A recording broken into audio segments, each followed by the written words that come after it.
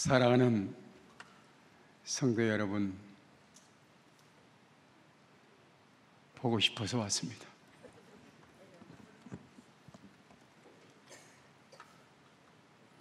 사랑한다는 말보다 더 진한 것이 보고 싶다는 말입니다. 20여 년 전 영락교회 여름 수련회를 인도한 적이 있습니다. 수요일 낮 공부가 끝날 무렵에 한경희 목사님이 뒷문으로 올라오셨습니다. 말씀이 끝났을 때 그 어른이 부축을 받아서 앞으로 나와서 하신 말씀 딱 두 마디입니다. 사랑하는 성도 여러분, 내 나이가 올해 94이 올시다. 여러분 얼굴 한 번이라도 더 보려고 왔습니다. 그 다음 그야말로 그 어르신, 94세의 어르신 눈에서 눈물이 주르르 흐르고, 연세 많으신 권사님들 역시 가방에서 수건을 꺼내어 같이 웁니다. 참 아름다운 모습이다. 은퇴하신 지가 적어도 94세니까 24년이 흘러갔는데도 목회자는 어떻게 교회가 그렇게 보고 싶고 성도들은 왜 그렇게 목사님이 그리웠을까? 그럴 수도 있을까 하는 생각을 했습니다. 그러나 세월이 흐른 후에 생각해 봤습니다. 정말 교회를 사랑하고 아꼈던 목회자라면 10년이 지나 20년, 30년이 지나도 그 교회, 그 교우들이 보고 싶은 것은 사실입니다. 또한 아무것도 받을 것도 없고 얻을 것도 없지만 과거를 사랑하며 살아왔던 사람들은 그가 그리울 수도 있는 것입니다. 이것이 바로 교회의 참 모습인 것을 저는 가슴 깊이 느꼈습니다. 은혜를 나눠주기 위해서 갔다가 저는 그 짧은 순간에 목회가 무엇이며 교회가 무엇인가를 볼 수가 있었습니다. 너무나 아름다웠습니다. 이 사랑과 생명과 긍휼이 흐르는 교회, 그게 바로 교회입니다. 예수님의 십자가로부터 흘러내렸던 그 긍휼의 강, 변하지 않는 사랑의 강이 흘러서 거기 뛰어드는 모든 사람들이 주님의 사랑을 덧입고 새로운 소망과 생명을 얻는 그것이 바로 교회입니다. 2000년의 세월이 흘렀지만 하나님의 교회들은 지금도 그 피의 능력과 그 피의 사랑으로 성장하고 발전해 나가고 있습니다. 40여 년 전 그 예수 그리스도의 피로 마련한 은혜의 강이 우리 교회로 한 가지를 뻗어서 왔습니다. 40여 년 흘러오는 동안에 막힘이 없이 지금 여기까지 흘러왔습니다. 많은 생명들이 은혜의 강에 뛰어들어서 구원받게 되었고 생명 얻게 되었고 영원한 소망을 갖게 되었고 영광 중에 살아갈 수 있는 사람들이 되었습니다. 얼마나 고맙고 놀라운 일입니다. 1994년 12월 24일 토끼머리란 동네 뒷산 이 산을 샀습니다. 여기는 다른 사람들 마을의 뒷산이요, 조상들의 묘가 있는 곳이요, 폐허가 되어가는 과수원이 하나 있는데 보잘것없는 땅입니다. 이 땅에 48평을 사고 여기에 예배당을 세우려 할 때 누가 여기 예배당에 세워지려고 생각했습니까? 저도 고민했습니다. 그런데 하나님께서 저희 집사람을 통해서 아름다운 비전을 보여주셨습니다. 이 산중턱에 어마어마한 터널처럼 구멍난 수문에서 폭포수 같은 강물이 쏟아지는 아름다운 환상을 보여주셨기에 저에게 용기를 줬습니다. 하나님께서 이 성전을 세운 다음에 어떻게 역사할 것인가를 알게 되었다고. 그렇습니다. 이 교회를 통해서 이루고자 했던 하나님의 계획입니다.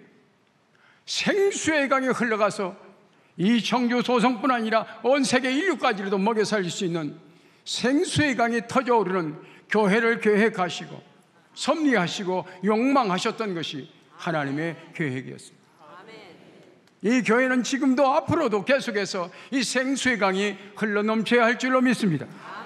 이 책임이 우리 모두에게 있습니다.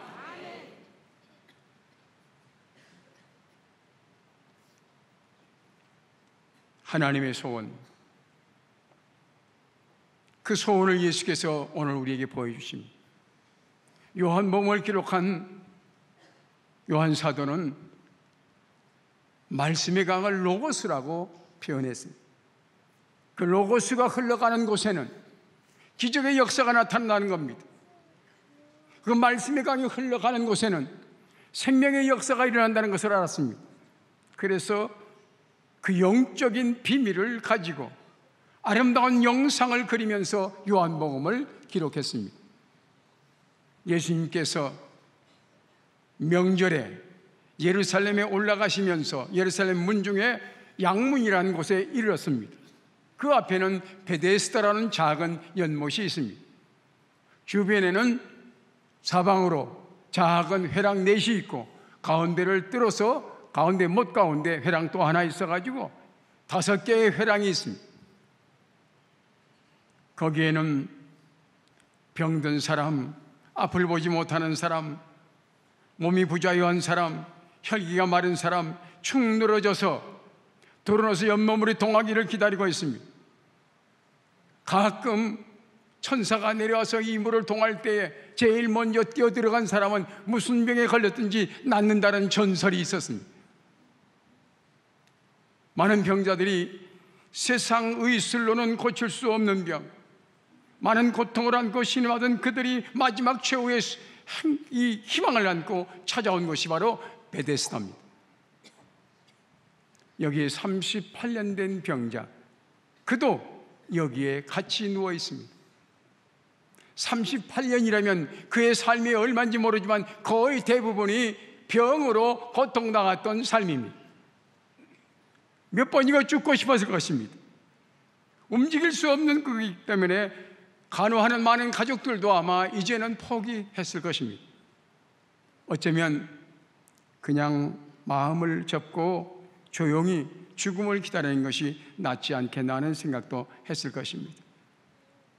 바로 거기에 그 사람을 향하여 오늘 주님은 올라가십니다.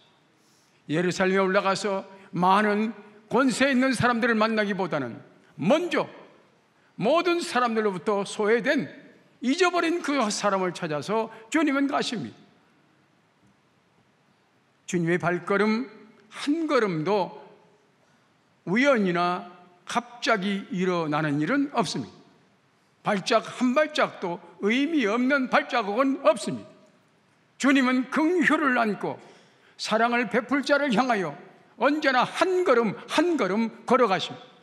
주님이 서 있는 곳에는 긍휼을 입을 자가 있고 주님이 말씀하시는 곳에는 생명의 강이 흘러서 그 영혼을 일으켜주는 놀라운 기적의 역사가 시작되는 것입니다.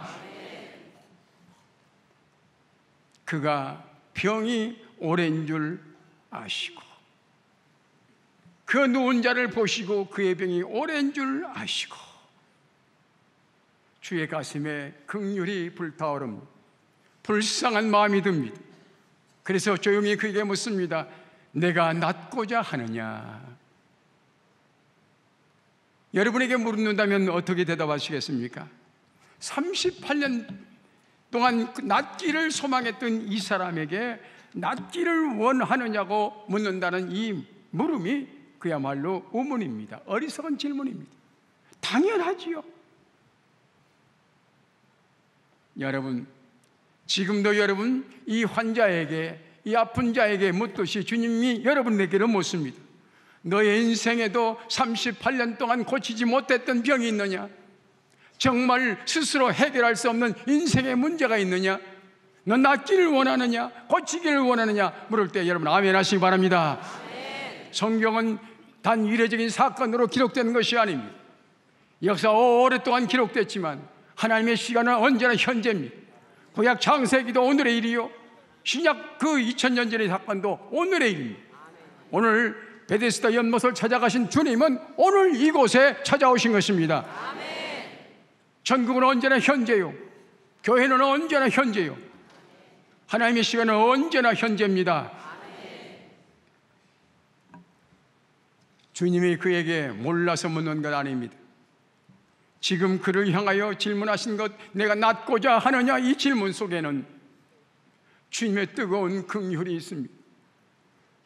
네가 얼마나 고통스러웠느냐, 나는 내 소원을 다한다. 너 정말 낫기를 소원하지? 그런데 세상엔 방법이 없지? 있어도 너를 위하여 기회를 주지 않지? 그러나 나는 너를 고쳐줄 거야. 긍휼이 사랑이 되고 사랑이 치유와 생명의 역사가 되어서 그의 영혼을 향하여 사랑의 수문을 열어 그를 수용하게 합니다. 사랑의 수문을 열어서 그를 거기에서 감싸 줍니다. 뛰어들게 합니다.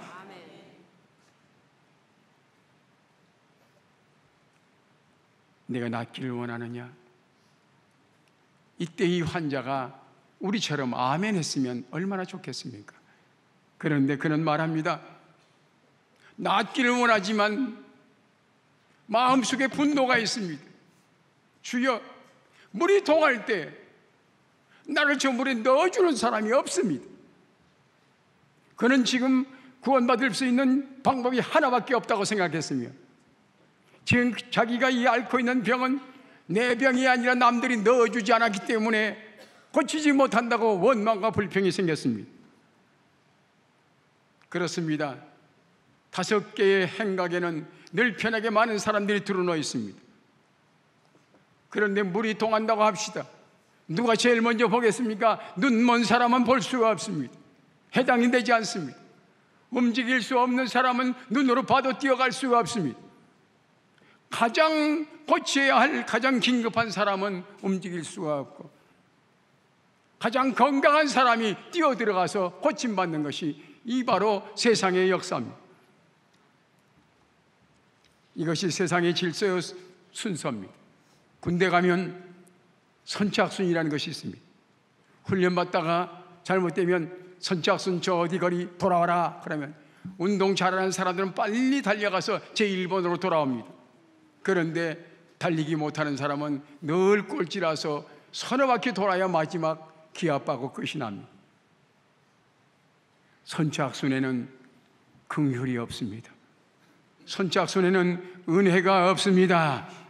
이 38년 된 이 병든 사람에게는 선착순은 그에게 해당되지 않습니다. 아무도 그를 도와주지 않습니다. 그래서 그의 마음속에는 육신의 병도 있었지만 마음의 병도 있습니다. 요즘 우리 세계적인 신학자 팀 켈러 목사님께서 서울에 오셔서 특강을 했습니다. 저는 그분의 책을 많이 사서 읽습니다.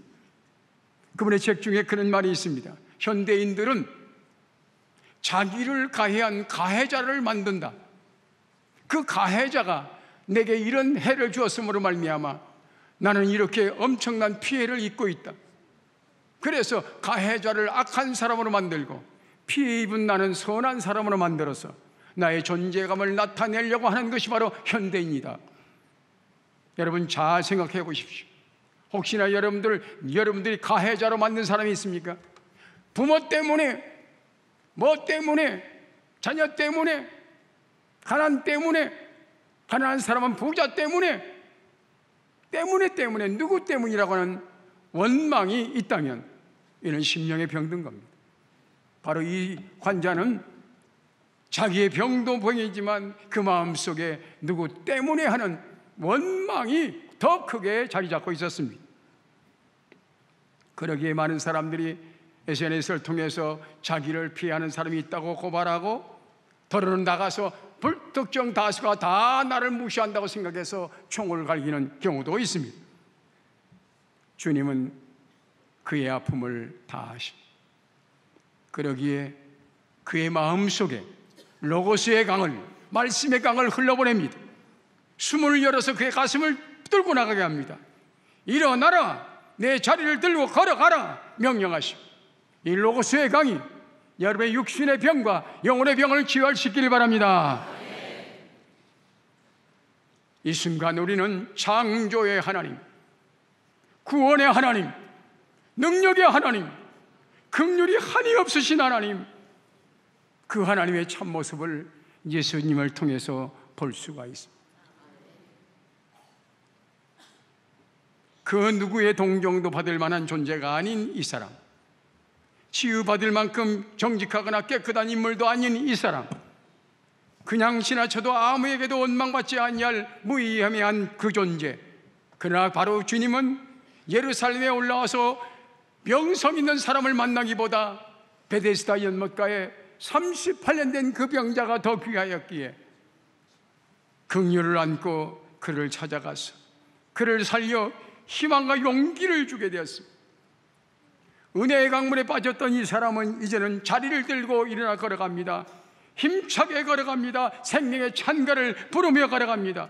자기를 연못에 넣어주지 아니한 사람들 밉지 않습니다. 이제 그들이 내 미움의 대상이 아닙니다.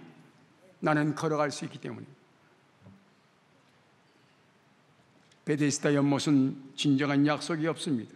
만일 있어 제일 먼저 들어가는 자만이 줄 수 있는 참으로 편협한 은혜입니다. 그러나 우리 주님의 가슴은 하늘로부터 흘러내리는 생명의 강이 있기에 남녀노소 빈부귀천을 그리고 악선간에 뛰어드는 모든 사람들마다, 이 강에 뛰어드는 모든 사람들마다 육신의 병과 마음의 병을 온전히 고칠 줄 믿습니다. 아멘. 이것이 바로 교회입니다. 아멘. 예수 그리스도의 말씀의 강이 흐르고 예수 그리스도의 피가 흐르고 예수 그리스도의 용서와 긍휼이 흘러가는 이것이 바로 교회입니다. 여기 뛰는 모든 영혼들이 새 힘을 얻을 줄로 믿습니다. 아멘. 예수님께서 사마리아 지역을 가시다가 수가성에 들어가십니다.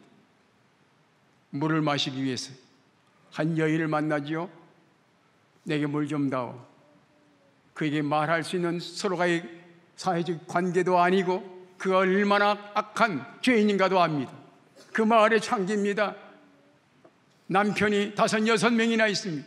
마을 사람들로부터 지탄받습니다. 자기 자신도 이렇게 살아서는 안 된다고 생각합니다. 지옥 같은 삶을 살고 있습니다. 마음이 캄캄합니다. 어둡습니다. 죽고 싶습니다. 스스로 저주받은 인간이라고 생각합니다. 마을 사람들과 관계도 끊어졌습니다. 그러나 그의 한 가지 소망은 메시아가 오시면 나를 이 죄악에서 자유케 할 거라는 소망을 가졌습니다. 그때 우리 주님께서 간절히 소망하는 그에게 내가 메시아라고 보여주십니다. 내가 메시아다, 이 한 말씀이 그의 영혼을 뚫고 나갔습니다. 로고스의 말씀이 그의 영혼을 뚫고 나갔습니다. 그는 그곳에 뛰어들었습니다. 추악한 그의 모든 죄가 다 씻음받았습니다. 그렇게 미웠던 모든 동네 사람들이 이제는 밉지 않습니다. 그들을 사랑해야 되기 때문에 나가서 외칩니다. 여러분, 내가 메시아를 만났습니다. 그는 사명자가 되었습니다. 그는 구원자가 되었습니다. 이것이 바로 우리 교회가 할 일인 줄 믿습니다. 세상 사람들이 다 지탄해도 주의 가슴을 열고 그들을 수용할 수 있는 넉넉한 마음, 그들로 하여금 새로운 사람이 되어 나가서 복을 증거할 수 있는 용사로 만드는 것이 우리 교회의 사명인 줄로 믿습니다. 누가복음 7장에 보면 나인성에 홀로 사는 여인이 오직 아들 하나 의지하고 살아가는데 그 아들이 병에 걸려 죽었습니다. 살 소망이 끝났습니다. 남편이 죽었어도 너무 슬펐지만 아들마저 가고 나니 이제는 살 희망이 없습니다. 사람들이 그의 아들 시신을 메고 나갑니다. 울며 울며 따라가는 그 어머니의 가슴은 고통 이상입니다. 심장을 찌르는 통증 이상입니다. 그 아픔을 가지고 아들의 장례 행렬을 따라갈 때에 바로 주님께서 장례 행렬을 멈추게 합니다. 누가 죽음을 향해 가는 그 죽음을 멈추게 하겠습니까? 누가 그 죽음을 멈춰 생명으로 바꾸겠습니까? 우리 주님은 그 죽음을 멈추게 하시고 청년아 일어나라 말씀하십니다. 이것이 바로 교회의 사명입니다. 죽은 자 같은 인생들, 죽음으로 향하는 그 인생들을 향하여 일어나라고 외칠 수 있는 복음의 역사가 있는 곳이 바로 우리 교회입니다. 이 포커스 같은 은혜를 세상을 향해 쏟아부으시기 바랍니다. 이곳에 뛰어드는 모든 사람들이 죽고 싶을 만큼 절망 가운데 있는 사람들도 예수님 만남으로 말미암아 새로운 생명의 역사를 경험하며 새로운 소망을 얻을 수 있는 역사가 있기를 바랍니다. 오늘은 부활 주일입니다. 그리고 우리 교회의 생일 40이죠. 저는 9살 된 교회를 맞이했습니다. 엄마를 잃어버리고 몇 달 지난 그 후에 찾아온 그런 엄마로서 이 교회를 맡아서 목회했는데 이제 9살 때 받은 아들이 42살이 되니까 얼마나 자랑스러운지 모릅니다. 저는 이 교회가 너무 자랑스럽습니다. 오늘 부활주일 오늘 은목교회에서 낮예배를 인도했습니다. 막달라 마리아가 무덤에 찾아와서 주님의 시신에 향유를 부으려 했습니다. 그런데 주님의 시신이 없습니다. 울며 주님의 시신을 누가 훔쳐갔을까 했을 때에 주님 말씀하십니다. 여자야 어찌하여 우느냐. 동산직인 줄 알았습니다. 우리 주님의 시신을 옮겼으면 말씀해 주시오. 내가 가져가겠나이다. 그때 마리아야 부르심으로 마리아의 눈이 열려서 주님을 보게 됩니다. 라보니야. 이 얼마나 아름다운 장면입니다. 그때 주님께서 주신 말씀이 바로 복음의 말씀이요 부활의 메시지입니다. 울지 마라. 어찌하여 우느냐. 맞습니다. 부활의 주님을 만난 사람은 죽음의 공포에 떨지 않습니다. 죽음은 인해서 오는 아픔과 고통과 슬픔을 뛰어넘는 부활의 영광이 있기에 우리는 울지 않습니다. 우리는 울지 않습니다. 우리는 울지 않습니다. 우리에게는 기쁨만이 있습니다. 죽음을 이기는 승리가 있기 때문에 교회는 바로 이 부활의 승리를 선포함으로 말미암아 좌절에 빠져 있는 사람, 죽음의 공포에 있는 사람들에게 희망과 용기를 주고 승리의 대가를 부를 수 있도록 이끌어가야 할 줄로 믿습니다. 끝으로 여러분이 묻습니다. 내가 낫기를 원하느냐? 내가 낫기를 원하느냐?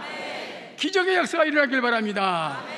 우리의 환경과 우리의 모든 심령과 우리의 신앙과 우리의 죄악과 우리의 가정의 모든 형편들을 다 주께 내려놓음으로 말미암아 주님께서 온전히 치료하시는 역사가 있길 바랍니다. 내 주의 은혜 강가로, 내 주의 은혜 강가로, 저 십자가의 강가, 내 주의 사랑이 있는 곳 은혜의 강가로. 사랑의 아버지 하나님, 나 하나 없어져도 손해될 것이 하나도 없건만은 독생자 예수님을 이 땅에 보내시사 생명의 강을 흐르게 하시고 이 상당교회를 통해서 지금도 구원의 역사를 이루게 하시니 참 감사합니다. 세상에서 낭패 만난 모든 사람들, 용서와 희망과 생명을 주시는 이 교회를 통해서 저들에게 새로운 역사가 일어날 수 있도록 복의 복을 더하여 주시옵소서. 지금까지 인도하신 하나님께 감사하옵고 예수님의 이름으로 기도합나이다. 아멘.